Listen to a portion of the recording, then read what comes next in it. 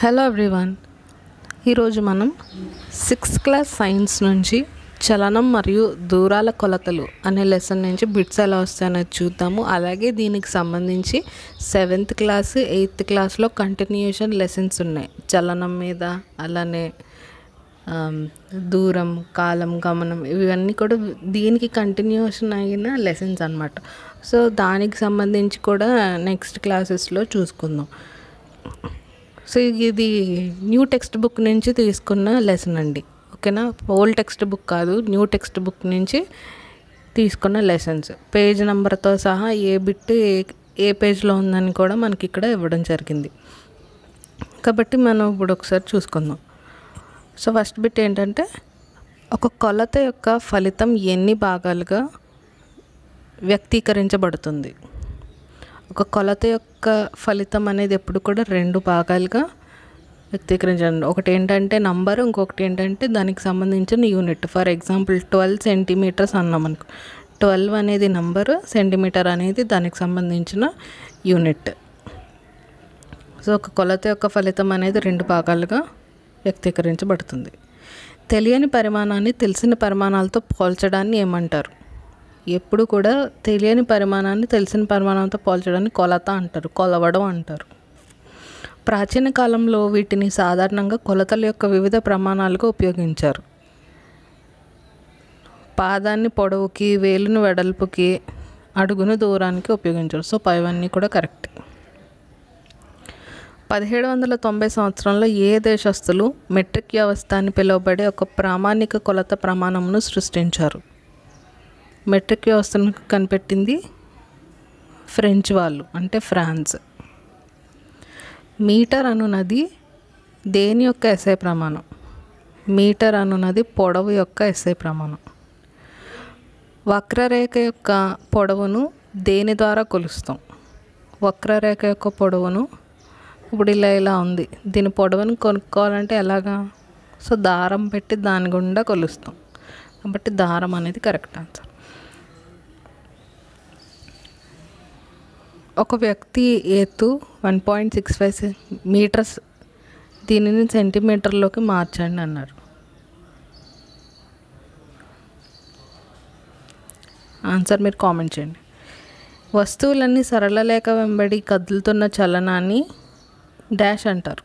సరళ రేఖ అంటే స్ట్రైట్గా వెళ్తుంటే దాన్ని ఏమంటారు? రేఖీయ చలనం అంటారు. ఈ చలనంలో స్థిరంగా ఉన్న బిందువు నుండి కదులుతున్న వస్తువుకు గల దూరం స్థిరంగా ఉంటుంది.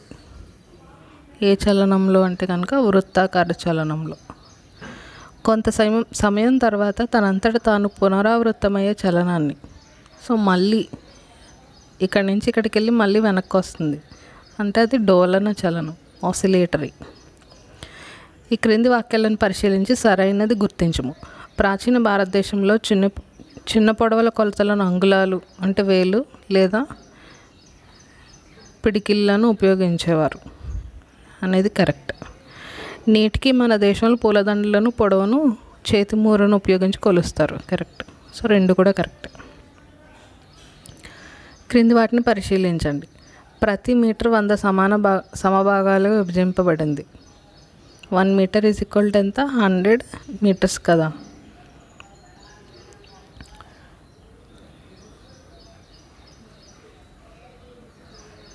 సో ఇది correct.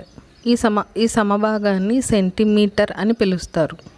1 metre is equal to 100 centimetres.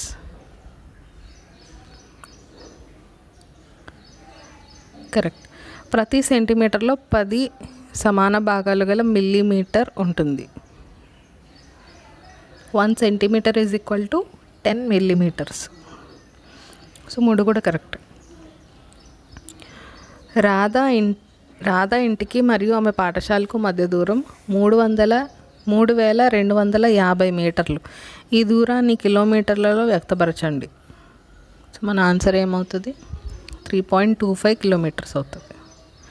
చలనంలో ఉన్న వస్తువులు ఏవో ఈ క్రింది వాళ్ళు గుర్తించుము. చలనంలో అంటే కదులుతున్నవి. కదులుతున్నది ఏంటి? ఎగురుతున్న పక్షి. సో గడియారంలో సెకండ్ మూల. ఇల్లు కదలదు, టేబుల్ కదలదు, గడియారం ఒకవేళ టేబుల్ మీద పెడితే అది అక్కడే ఉంటుంది, కానీ దాని లోపల ఉండే ముళ్ళు తిరుగుతూ ఉంటుంది. కాబట్టి బి మరియు డి. సో ఇప్పుడు ఇది జతపరచాలి. 1 metre is equal to 100 centimetres. 1 centimetre is equal to 10 millimeters. 1 kilometer is equal to 1000 meters. పరిహేలి తిన్నని రోడ్డు మీద వాహన చలనం కిందకి పడుతున్న ఒక రాయి చలనాన్ని రేఖీయ చలనానికి ఉదాహరణలని చెప్పింది. బోజో పెరేడ్లోని సైనికుల కవాతు రేఖీయ చలనానికి మరో ఉదాహరణ అని చెప్పాడు. సో ఇచ్చేసి కరెక్ట్, రెండు కూడా కరెక్టే. ఒక అల్లిక సూది పొడవును కొలిచేటప్పుడు స్కేల్ యొక్క చివరి రీడింగ్ 3.0 సెంటీమీటర్, మరొక చివరి రీడింగ్ 33.1 సెంటీమీటర్స్ అయిన సూది పొడపోత. సో అంటే దీనిలో నుంచి ఇది తీసేయాలి. సో మన ఆన్సర్ 30.1 సెంటీమీటర్స్. ఇప్పుడు మ్యాచింగ్. సింధులోయ నాగరికత. సింధులోయ నాగరికత అంటే ఆప్షన్ డి వస్తుంది. ఖచ్చితమైన రేఖాగణిత నిర్మాణాల సాక్ష్యాలు. నెక్స్ట్ ఈజిప్ట్లో ఏం చేశారు? మోచేయి వంటి వేలి కొనల వరకు మూర పొడవు అని చెప్పారు. నెక్స్ట్ ఫ్రెంచ్ వారు మెట్రిక్ వ్యవస్థను కనిపెట్టారు. మళ్ళీ రోమన్స్ వచ్చేసి పొడవులను అడుగుల్లో కొలిచేవారు. ఆప్షన్ ఏ అవుతుంది. 1 మీటర్ 100 సెంటీమీటర్లకు సమానం. కరెక్ట్. 5 కిలోమీటర్లు 5000 మీటర్లకు సమానం. కరెక్ట్. పిల్లలు ఊగే ఉయ్యాల రేఖీయ చలనం అనేది రాంగ్, డోలన చలనం. నెక్స్ట్ సైకిల్ చక్రం యొక్క కదలిక భ్రమణ చలనం. కరెక్ట్.